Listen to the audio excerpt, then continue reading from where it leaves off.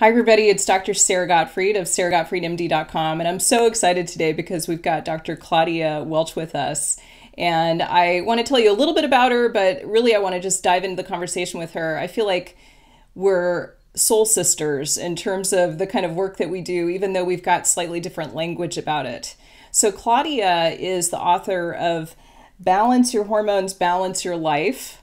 She is an OMD, a doctor of Oriental medicine, and she also is a scholar in Ayurveda. So I just think we're going to have a great conversation today. Dr. Claudia Welch, welcome. Thank you so much for inviting me here. It's so nice to finally be with you, Sarah. It's so nice to be with you, and I love that you're on a couch and hanging out with us. I feel like we're having a cup of tea in my living room. You know, if it's not fun, we shouldn't be doing it. I suppose that's not always the rule, but certainly for this kind of thing, we should be enjoying ourselves.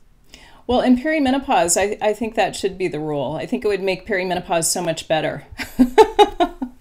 You know, and it seems like, why aren't we always doing this? And you know, one thing, if we're just diving right in, the first thing that this brings up for me is that it's just so ironic that it doesn't take courage to do the stuff we don't like doing. It really takes courage to do the things that we do really, really desperately want to be doing. I don't know if you've found that, but just it seems like there's that, you know, to get up in the morning early and start running and stressing and going to work and picking up the kids at soccer and driving them somewhere else and trying to get a hobby in there somewhere and trying to fit in meditation. It just that I don't know many people who really like that, but shifting that seems to take a tremendous amount of courage. Okay, so this feels like truth bomb number one because I have found this. I haven't heard it described in quite that way or even articulated it myself that way, but I think you're right that there's something about I feel like cortisol is involved somehow, that you know when you're pushing and you have that type of energy that burns you out, when you're pushing to, you know, go for the run in the morning. And I went running this morning. I actually went hiking with my husband and then I ran back because I had to get back to the kids. And I think you're right that it really takes courage to choose the path that's more authentic, that's more true. That's right. And it takes courage, and at first it takes awareness. It's almost like, you know, we struggle to think, well, what should I choose to do right now? But it's very rare, if we're really attuned to listening inside, that we ever have to make a choice about what to do. It's more just the only choice is ever, do I cooperate with what is right or not? So we listen in and we hear, yes, it's right to go for a run. That's what I want to do. That's what my body and mind need, and my heart, and I'm with that program. And so then it's just, do I have the courage to do it, right? Or and usually we can drag that up because, at least in the Western world, courage seems to be kind of coupled with the idea of doing something. But sometimes when there's a no, I'm too tired to run today. I'm depleted. I've been moving too fast and too much, and I need to be still. Then the answer is no. If the answer is no, that's what tends to take more courage for us in this culture, in this society these days, I think. So you know, having the courage to do nothing is equally, if not more important sometimes, than having the courage to do something. Sometimes I think about, did you see the movie about Abraham Lincoln? Oh, yes. With Daniel Day-Lewis? Yeah. Yes. If any of you watching this haven't seen it, that's your homework, right? I highly. And now I've heard that Daniel Day-Lewis studied very long to really capture Abraham Lincoln's essence and character and gait and all of that. But regardless, whether or not it's an accurate representation of him, it's a beautiful example of someone having the courage to do nothing. So for example, in that movie, he's getting all this pressure from all his advisors to say yay or nay on the heads of the Confederate Army coming towards him. They want to meet with him, they want to compromise. He's having all this pressure, you know, answer them, and they're freaking out because their cortisol levels are probably through the roof. Like, we have to do something here, you know? And Abraham Lincoln just doesn't do anything and doesn't do anything and doesn't do anything. And it's this, like, oh my word, what courage that takes. And he seemed to have this, you know, in the movie portrayal anyway, this beautiful ease with that courage. And he didn't do anything, and he didn't do anything. And finally, when he really had to do something, he did a little something, not the whole thing. He said, okay, come thus far and no further until you hear more from me later. And I love that. Again, whether it's accurate or not, I just wanted to wash myself with that and embody that, because that is what I think we need in this. You talk about, I know, cortisol being high and this being an epidemic. I don't know if you use those words, but certainly. Yes. And so why do we keep going? Why do we keep doing things? Why do we keep running when we're not supposed to, whether it's literally or metaphorically or otherwise? Why do we keep running? And I think there's an element of fear. We are afraid that if we don't keep running, we'll get fat, we'll get lazy, somebody will see us not being productive, all the hidden cameras on us will start screaming like, you are not being productive, you are not on task, and it's embarrassing and it's humiliating, and we feel like we should be strong, and so we ought to do it. But the strength and the courage, I think, really come into play at that moment, and then it's a matter of integrity, because if we're listening to ourselves and that internal something says, no, it's not the day to run, and we do it anyway, we are betraying ourselves in a way. You know, there's a word for this in Sanskrit, in Ayurveda, called prajnaparad, which is crime against wisdom. So we have this inner wisdom, and it flies in the face of everything we've been told or grown up with, especially people in our age group, perhaps, maybe not younger age groups so much, but probably. But, you know, we grew up with Jane Fonda's workout video, right? And Jane, feel right? the burn, feel the burn. She was like the first, make burn, do lots of stuff and sweat, you know, and it's just it's one, perhaps that's appropriate sometimes, but it's one example of one kind of energy. It might not even be an energy, it might be nervous energy. There's a very different understanding of energy in the East, which is think about, for example, like a martial arts master, a Tai Chi master, a Qigong master.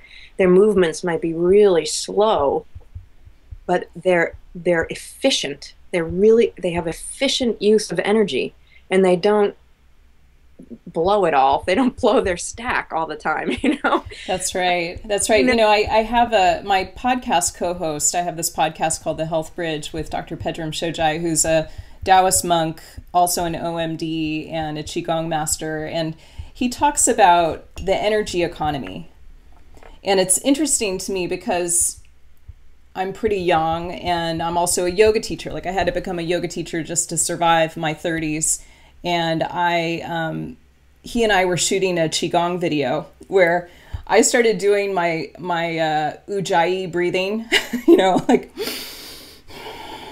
you know, I'm doing my Darth Vader breathing, and he had me quiet down. You know, he had me sort of shift the energy to that more efficient energy that you're talking about, because I tend to do this more westernized version of my yoga practice. So I really appreciate that. And I want to circle back to this point about integrity, because I feel like that idea of right action, like when you're faced with a decision and you want to make a decision that genuinely suits you and feels aligned with your values and, you know, how you're feeling in the moment, and you develop that awareness, I feel like there's a way that our modern lives really create so much noise around that decision.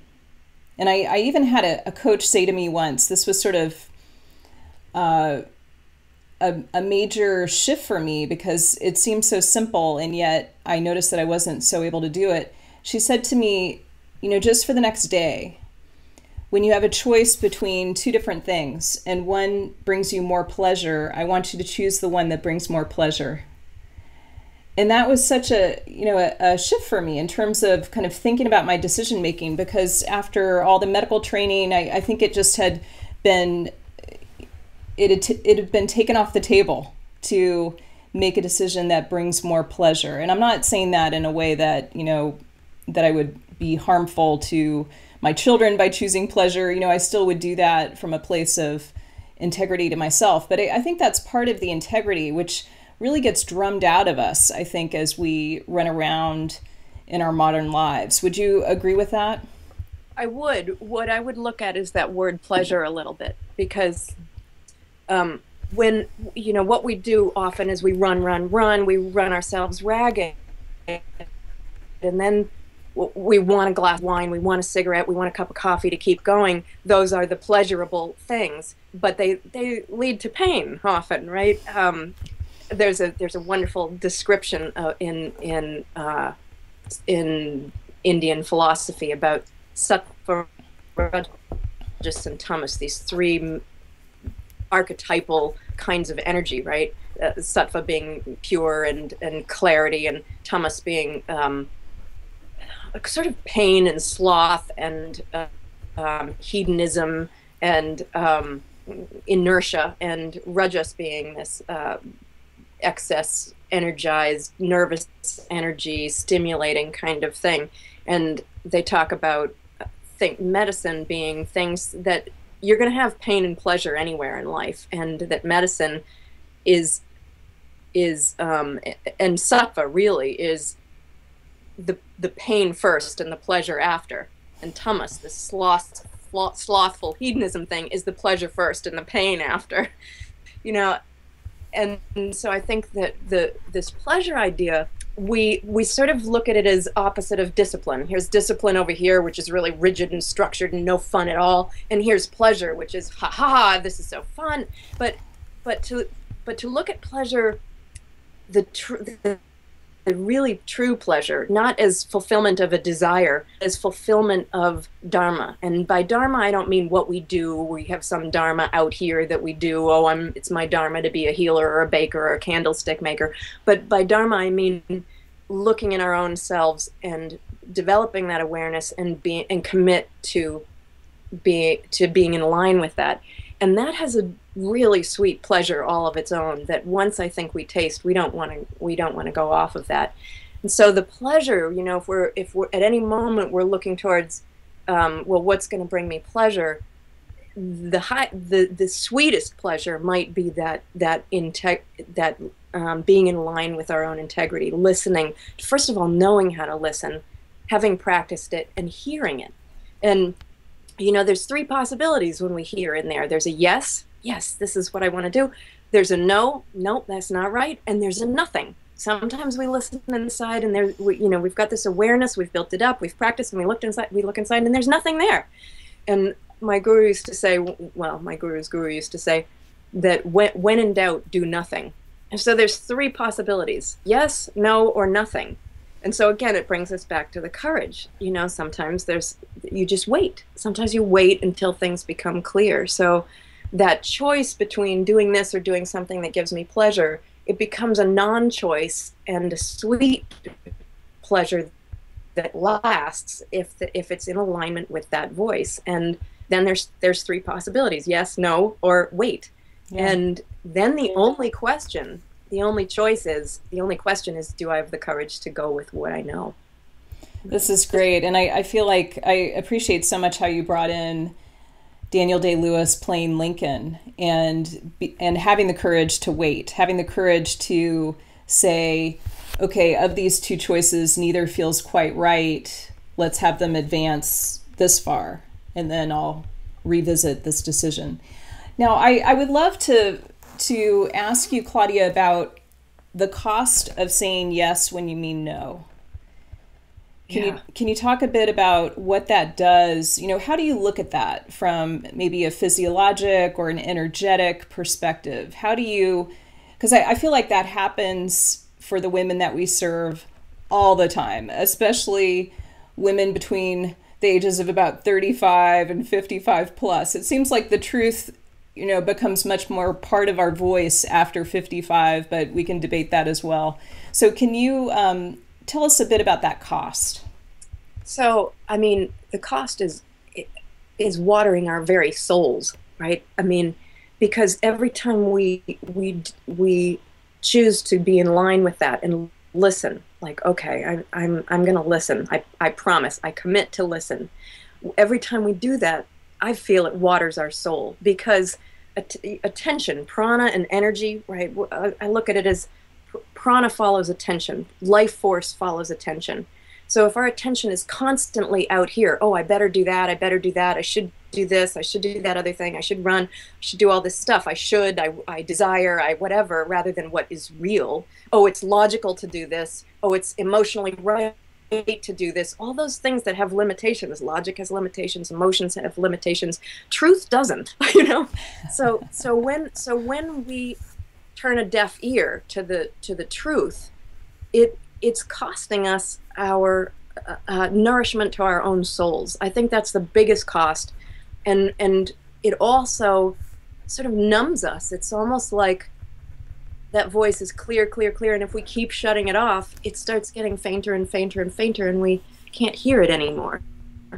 And I think this is important when we have kids, because kids, I think, have a natural ability to hear that. It might need to be channeled a little bit or supported, but if they're constantly ignoring that and constantly feeding their attention and their life force out instead of in, they're not watering. Their prana is moving outwards instead of inwards. So forget about even something as lofty as the soul. The body itself isn't getting that prana nourishing it. You know, and in Chinese medicine they say shui follows qi and qi follows shen, which is, if we translate that into words that non-Chinese medicine people can get, it's sort of like the bodily tissues follow what's happening with the blood, the fluids in the body, and that follows what's happening with the qi, the prana, the life force, and that follows what's happening with the spirit. So if we nourish that spirit, if we turn that attention inwards, we're nourishing the body, we're nourishing the spirit. And that is really important, because one thing, one crucial root cause of hormonal imbalance is a lack of internal nourishment, internal focus, internal building of that internal energy, that real energy, not that jump around Energizer Bunny energy that we think. We see a woman who works from dawn till past dusk till 10, 11, 12 at night, and we think, oh, that woman has so much energy. She probably doesn't. She's probably exhausted and has nervous energy. So really, what is energy? But so I think that the first cost is we numb ourselves to our own voice, internal voice. Second cost is we starve our tissues and our as well as our soul of energy.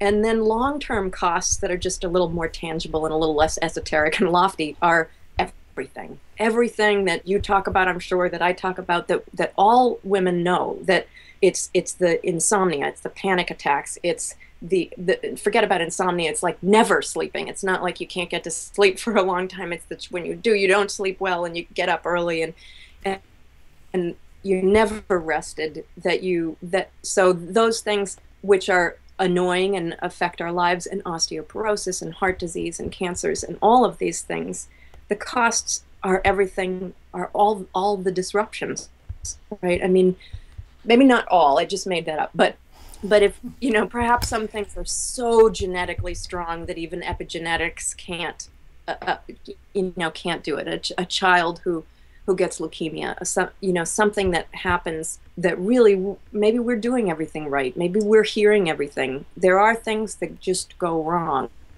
But so much of the time, what we're seeing, that I see, I think you see, Dr. Sara, is how much all of these results are from not doing this. That's the cost, is all of the things that we're seeing.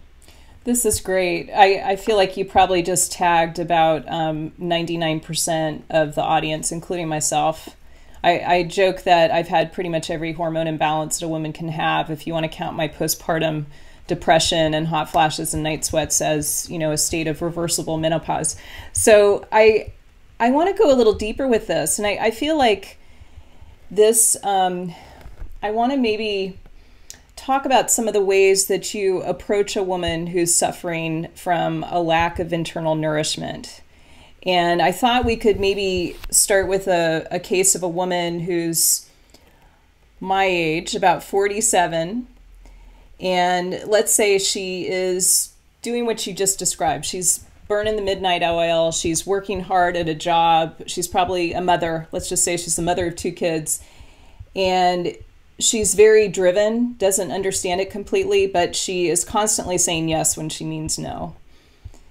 And she, you know, let's throw in some irregular periods because she's in perimenopause. Progesterone is lower than it had been maybe 10 or 20 years ago.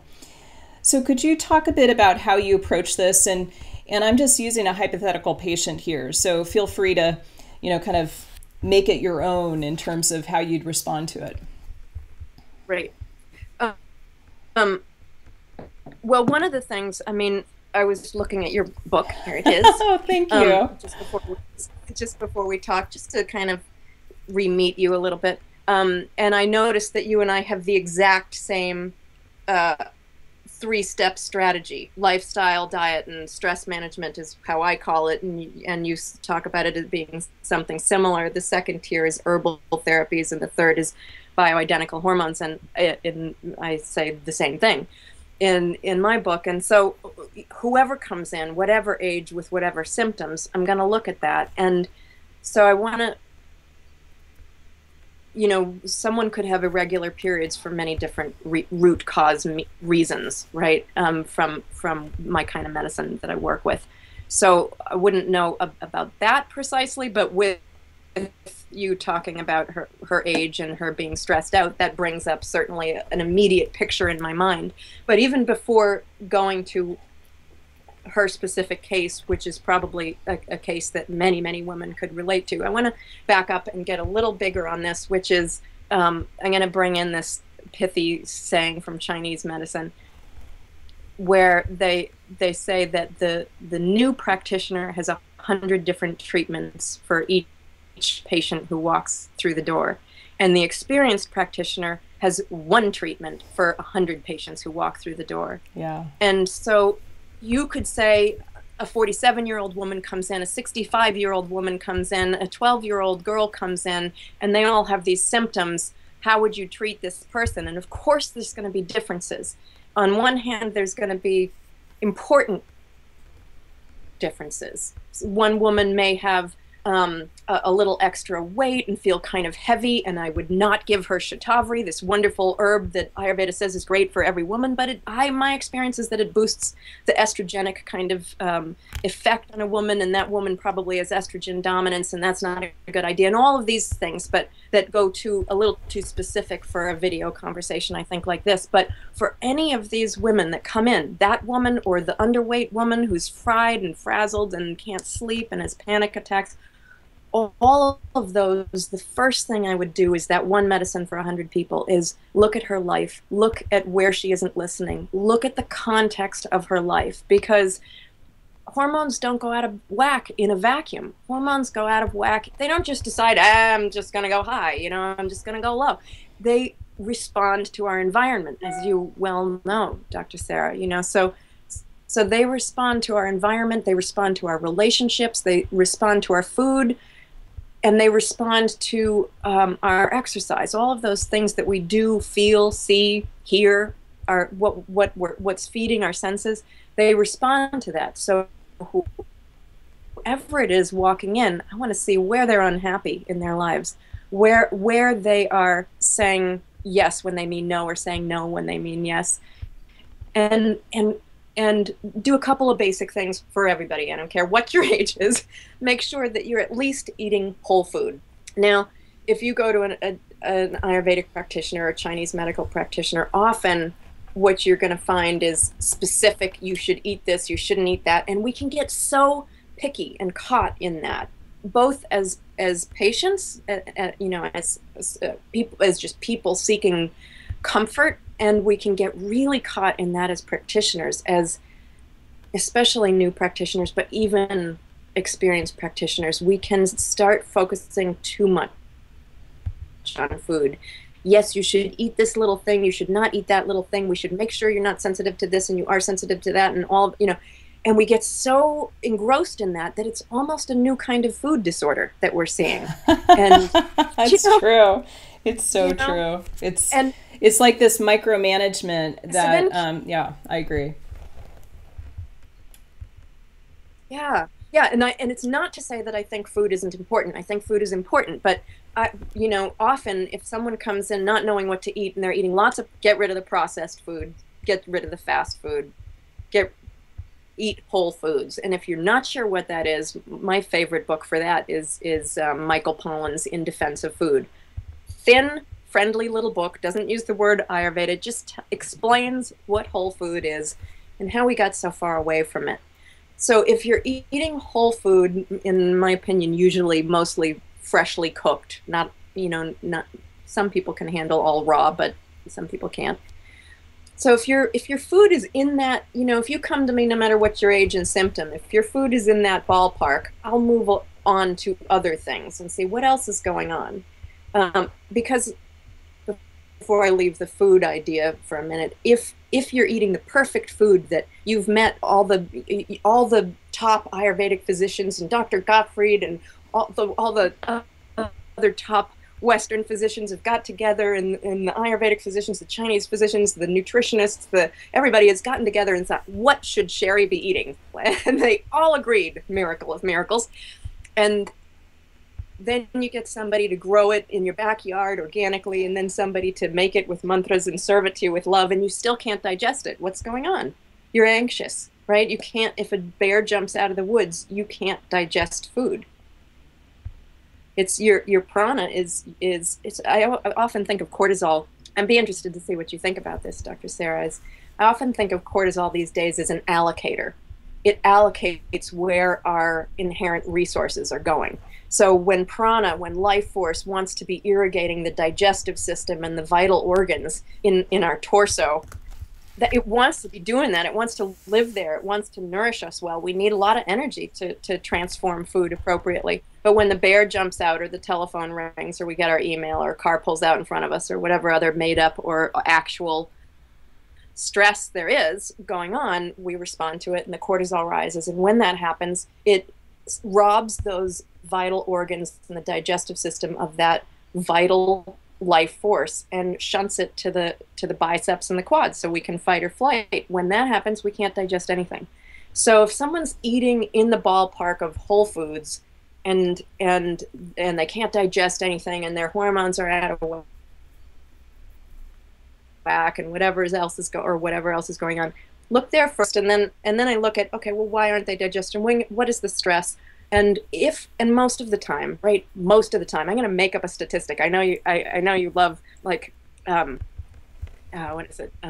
You know, gold standard studies and things like this, but I'm going to just totally fly in the face of that and make up a statistic right now, right. Which is say maybe 90% of the people I see, maybe more, have excess drive in their life. They're driving too hard. It's not epidemic, it's pandemic proportions, right? People are driving too hard. So if they are, then why? Then that is driving cortisol up. It's impossible to have hormone balance when that stress is high. Impossible. There's nothing you can take to make that go away. So what's going on? Why are you saying yes when you mean no? Why are you saying no when you mean yes? And getting to the root of that, I think, is the magic of medicine. And that can happen in Western medicine, that can happen in Chinese medicine, it can happen in Ayurveda, or it can happen in none of them, right? If we're looking for that key, that MF, that motivating factor, what is this particular person's motivating factor for eating or living in a way that isn't in line with integrity? Now, it may just be that the person isn't eating well because they don't know what's right. So that's an easy fix in a way. But very much of the time, a big thing is in the second level. There's diet, and then there's a second level of why. why are we driving so so far, so fast that cortisol is rising and we can't digest anything and we can't get that nourishment? When we can't get that nourishment, eventually all the vital organs are going to be robbed of some of that great juice, and the hormone balance will be out of whack. So something's going to happen all the time. So first thing I'll do, no matter what your age or symptom is, see, are you eating whole foods, and what's your life like, and why is it troublesome? Because it will be. Right? So let's talk about some of these motivating factors, or some of the whys, maybe the more common whys that you come up across. It sounds like our practices are very similar. I did the quantitative study. I think you know I'm a total geek. And so I know that 91% of my patients and folks that I work with have that kind of driven energy that you're talking about. See, I'm just validating your statistic. And I really I love how we have gotten to very similar places in how we describe these things. I talk about cortisol as being the triage nurse. You know, every emergency room I've worked in, there's a triage nurse who determines, okay, this person is hemorrhaging and needs to be seen right away. This person has a minor scrape that we can deal with in an hour. And I feel like cortisol does that in the body, kind of determines how to allocate resources. And the problem is the triage nurse gets tired and like needs a vacation. And, you know, there's a high burnout rate with that particular job. And I think many folks develop this, it's like the boy who cried wolf. They just get so tired of being the triage nurse for so long that you can start to develop things like cortisol resistance and, you know, shortening of telomeres, those cute little caps on the chromosomes that are a marker of longevity. So I want to talk about the why. You know, what are some of the most common motivating factors that you come up with, and then, you know, what's the unlock? Like, how do you start to, you know, assuming that you've got the person eating whole foods, what are some of the unlocks that you find to be effective? What do you mean by unlocks? Well, I think about, you know, in my Western mind, I think about hormonal balance in terms of control systems and feedback loops. So I think about the hypothalamic, pituitary, adrenal, thyroid, gonadal, gut axis. So I think about, you know, kind of that system and the feedback loops. And I also think about how stress response, the amygdala, how it's talking to the hypothalamus, that is one of the most important unlocks, because it's, you know, there's a hierarchy in terms of your body. The triage nurse is kind of in charge, and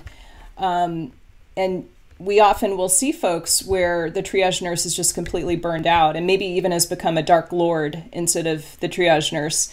So that's what I mean by unlock. Like, how do you, if you think about a hierarchy, or how to disentangle or unravel kind of the why and the motivating factors and how to help someone, right? What are the priorities? Right. Well, you know, and all of this stuff is kind of general, because of course there's people who will come in who have something so immediate and acute going on that needs to be addressed, and you can't quite get to the MF for a while. Right. You need to deal with the bleeding. You've got the hemorrhage happening, so deal with that first. Yeah. Right. So one of the things before getting into the why is that I'll look at is, how long has this been going on, and how severe is it, and what stage is it at? Because if it's really long and really entrenched, then it's might be a harder motivating factor to turn around. The why might be a little harder to deal with, and we may not have the time. Somebody comes in with stage 4 breast cancer. Do we have the time to turn everything around, right?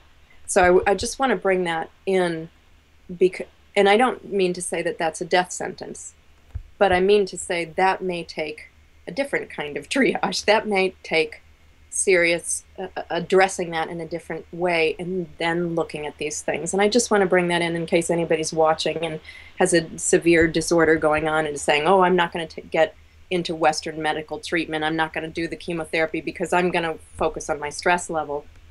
There are times where that's gone on so long that something else needs to be done pretty dramatically, often from a Western from Western medical point of view.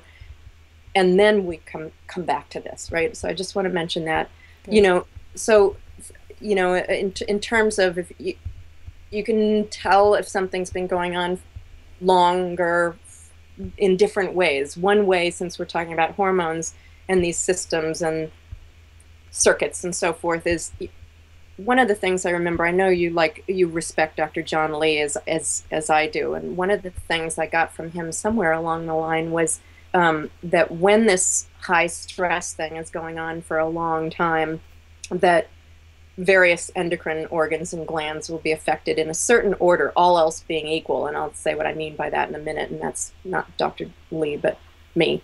But he said, you know, basically all else being equal, first the adrenals will get tired. And how do you know if your adrenals are tired without going to get blood work, which not everybody wants to do? If you're tired, you know, if you're tired all the time, it's likely that your adrenals are tired, and there's reasons for that, but we don't have to get into that now. But and then the insulin producing portion of the pancreas. So then if you've got, you know, some weight gain around your belly, that's an indication that this high stress has probably been going on for a while.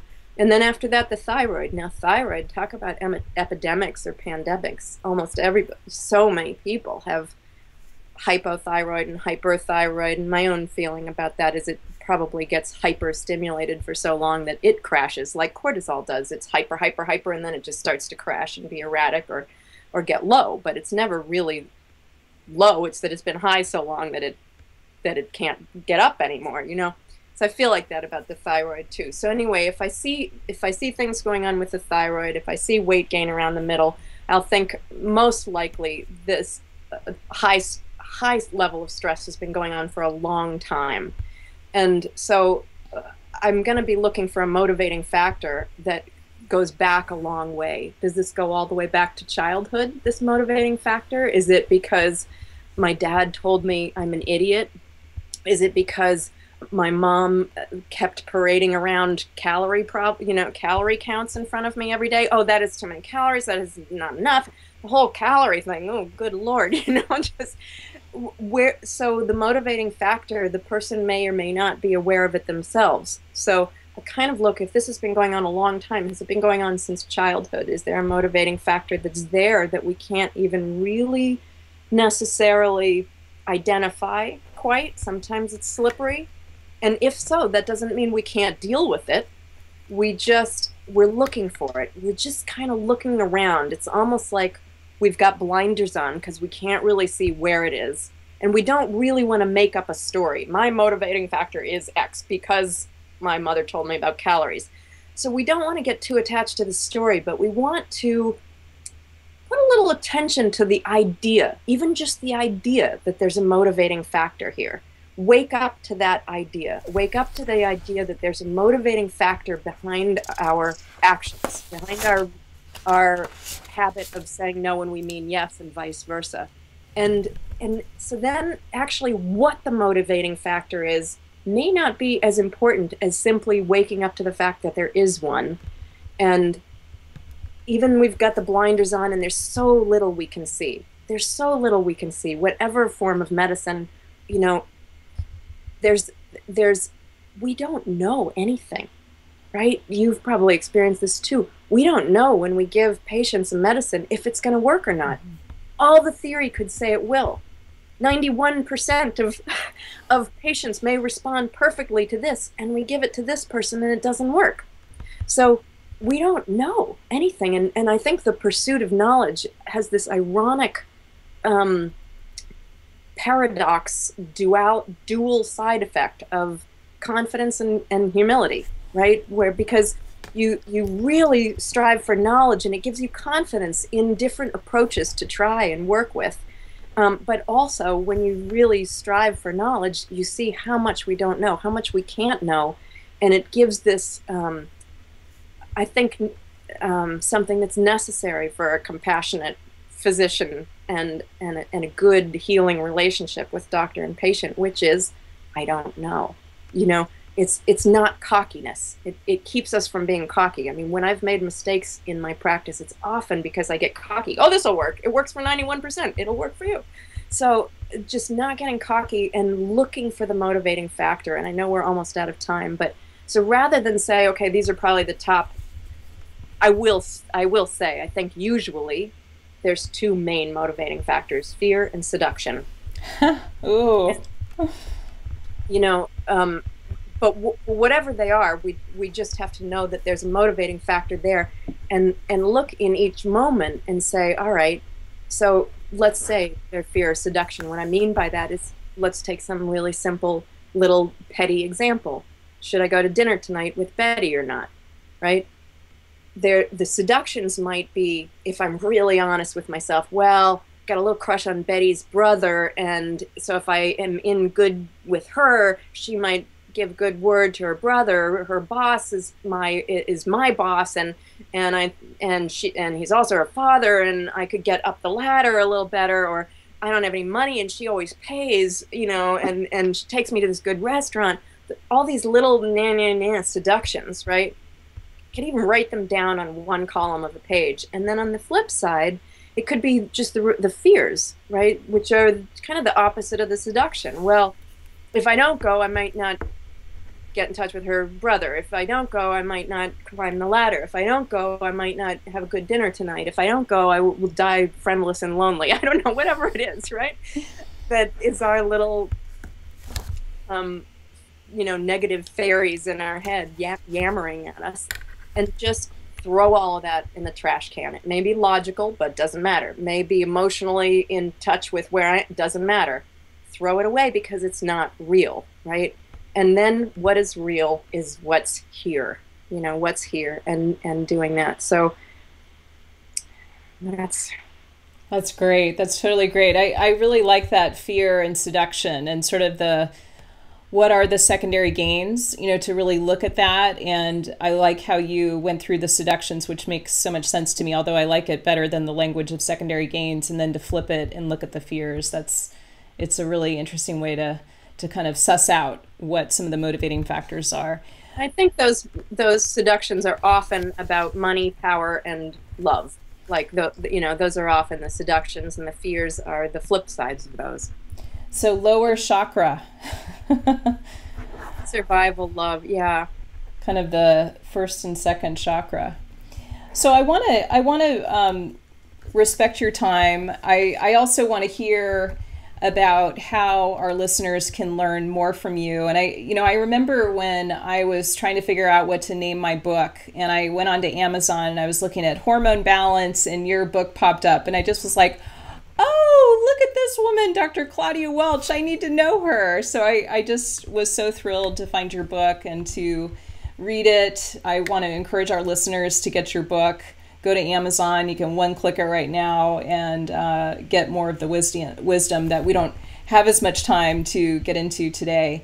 But tell us, Claudia, how people can learn more from you, and also maybe what you're up to right now. Like, what are some of the projects you've got going? All right.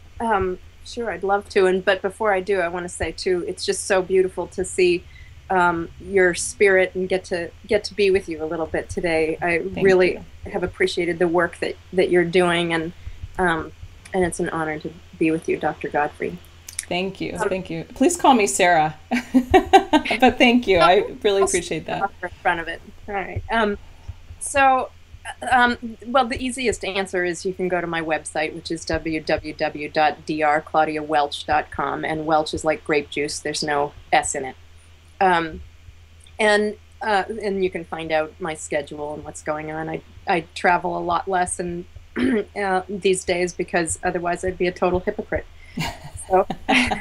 Isn't that the irony of publishing books, that you gotta be true to your message and take care of those adrenal glands and nurture, get that inner nurturing. It's so important, and I would never go back. I mean, we have to have time for life. Life takes time. Not that traveling and teaching isn't part of life. It is, but too much is not good for me. So I'm not doing it as much as I was, and that's wonderful. But when I do it, I love it. So happy to see you at any of those things. By you, I mean at anybody who's listening. And then I'm working on a book, which is a second book, which I think you are too, right? Yes. Which is due, I'm supposed to finish it by November, and it's a presumptuous little book on being how to be a decent physician, as if I had anything to share, but as if I could say what that is. I think it's sort of like if you talk about the art of medicine, it can easily start feeling as lofty as talking about why art is good, why visual arts are good. But anyway, hopefully it won't be too preachy. And I'm working in the next couple of years to have a more comprehensive Ayurvedic program that's online, and that, you know, you can sign up for my newsletter and find out more about that. Awesome. Awesome. Now, I have to say, I'm not surprised after having this conversation today to hear about the content of your next book, because we have a lot of practitioners who are part of our community. And I think many of the tips that you shared, you know, especially about kind of the newer practitioner versus the older practitioner, what shifts over time, it's been so helpful to hear some of your thoughts and kind of conceptual models about how that works. So as we start to wrap up, any final thoughts or words you want to share with us, you know, especially given that I think you tagged everyone today in terms of the, you know, that inner nourishment. I really like that phrase. And you know, as we go back to our lives and maybe have a sense of the attunement that you're talking about, any final words or advice about taking courage? I guess two things come to mind. One is that none of us are alone, that we think we're alone. We think we're the only, it's so easy to think we're the only ones in the state of anxiety and sleeplessness and suffering that we're in, but so many women are suffering, and so many women are really finding joy and increased health in community. Being honest with each other, being vulnerable, being honest with each other helps us be honest with ourselves and vice versa. And so that community is really important. And then the other thing is that when we start throwing things overboard so our ships don't sink, when we start, okay, saying no to bringing our kid to soccer 3 times a week and just trusting something will work out, but I can't do that anymore, or saying no to a few things that just we can't do anymore. When we do that, it's so fearful. Sometimes we think, oh, our whole lives are going to fall apart if we say no to these things, or even one thing.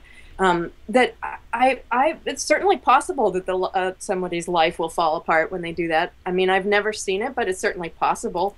But I've never seen it. That's what I'll say, is I've never seen it. What I see is that when we take steps to improve our lives, guess what? Our lives improve. Lovely. Thank you. Thank you.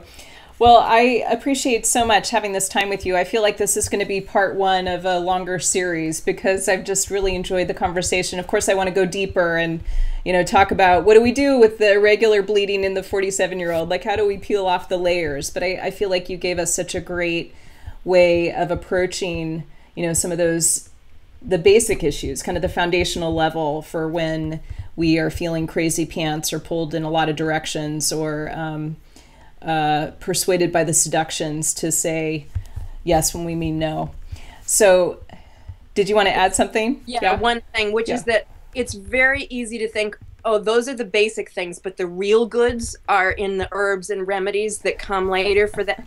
These are the secrets. These are the secrets. Those are stopgap measures. These are the secrets. These are the secrets. Yeah, I totally agree with you. I mean, I often talk about how I'll have a woman come in who'll say, I know you're a yoga teacher. I'm just telling you right now, I'm not going to do any yoga. I'm not going to do any stress reduction. I have a friend who got some testosterone. Just give me a prescription. I'll be on my way. And I have to break it to her that, you know, this work on the way that you dance with stress, like that is the work. It's so important to do that piece. It's almost like beginner's mind, I think, when you're a meditator, you know, just really kind of changing the way that you approach it, not to say, oh, stress reduction, I got that. I'm good. No, it's like this continual unfolding. It's a process, not a destination. So I really appreciate that. So thank you, Dr. Claudia Welch, for joining us today. And I want our listeners to get your book and also to go to drclaudiawelch.com, drclaudiawelch.com. Thank you so much, and hope to see you again very soon. Me too. Okay. Ciao. Bye, everybody. We will see you next time.